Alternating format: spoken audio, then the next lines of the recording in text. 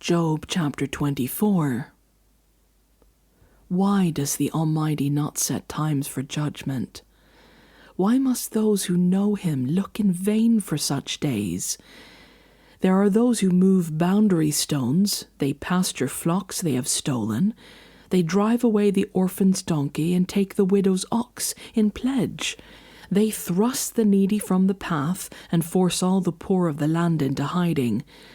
Like wild donkeys in the desert, the poor go about their labor of foraging food.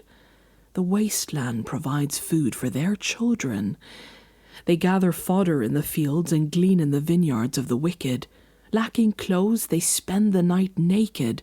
They have nothing to cover themselves in the cold. They are drenched by mountain rains and hug the rocks for lack of shelter. The fatherless child is snatched from the breast. The infant of the poor is seized for a debt.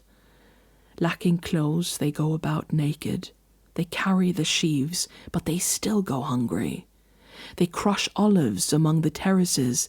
They tread the wine presses, yet suffer thirst. The groans of the dying rise from the city, and the souls of the wounded cry out for help. But God charges no one with wrongdoing. There are those who rebel against the light, who do not know its ways or stay in its paths.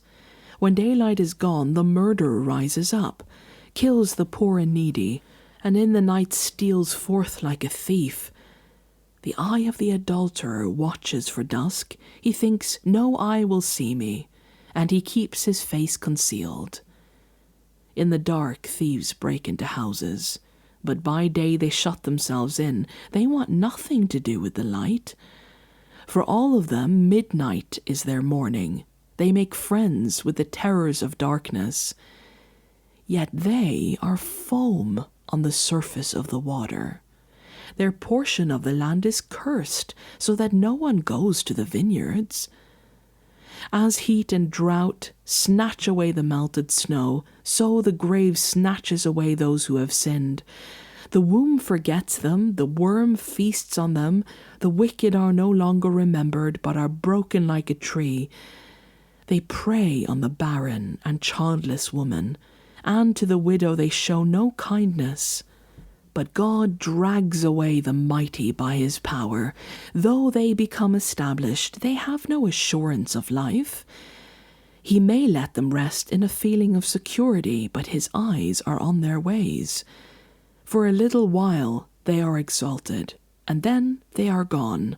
They are brought low and gathered up like all others. They are cut off like heads of grain.